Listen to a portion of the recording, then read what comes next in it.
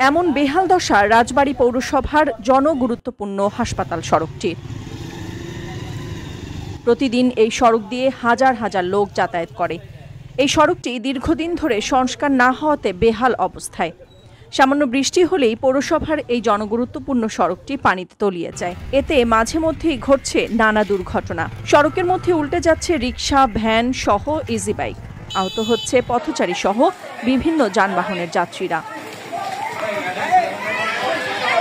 Actually এটা আমি দেখছি 2 থেকে 3 বছর আগে থেকে এরকম। তো মোটামুটিভাবে হলো এখানে হচ্ছে পাইপ লিক, হ্যাঁ, এবং এখানে হচ্ছে ড্রেন থেকে পানি বের হয়। তো এইসব কারণ হচ্ছে আপনার রাস্তা ফুল টাইম হচ্ছে পানি থাকে। পানি থাকার কারণে প্লাস ট্রাক যায় একদিক দিয়ে, সব বড় বড় টনের ট্রাক যায়। এই দুইটা কারণ হচ্ছে রাস্তা ফুল টাইম ভাঙা থাকে। হ্যাঁ, তো এটা প্রতি বছর টুকটাক সারা হয়, বাট এবার হচ্ছে চরম দুর্দশা হয়েছে। এই রাস্তাটা রাজবাড়ী শহরে ঢোকার জন্য সবচেয়ে গুরুত্বপূর্ণ রাস্তা। মেন রাস্তা ওই দিক থাকলে ওই রাস্তায় মেন গাড়ি ঘোড়া যত বাস ট্রাক এই রাস্তায় যায়। সামনে আমাদের হাসপাতাল, এই রাস্তায় রুগী যাইতে অনেক সমস্যা হয়। এখানে মাঝে মাঝে গাড়ি উল্টে যায়, সব ভাঙা। এটা অত্যন্ত জনগুরুত্বপূর্ণ কাজ। এখানে অন্তত সরকারের সুদৃষ্টি আমরা কামনা করছি। তাড়াতাড়ি রাস্তা সংস্কারের দাবি জানাচ্ছি।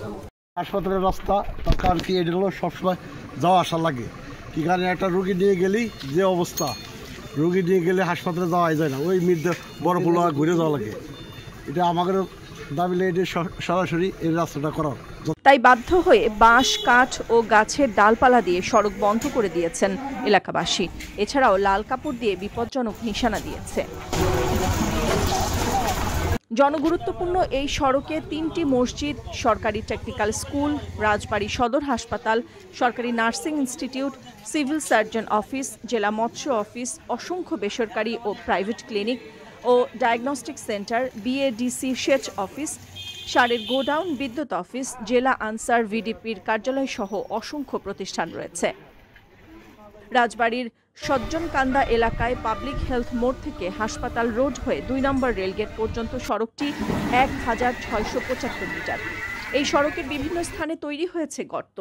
সড়কের পাশে ড্রেনেও সংস্কার হয়নি দীর্ঘদিন, ফলে ময়লা আবর্জনায় ড্রেনগুলো বন্ধ হয়ে গেছে।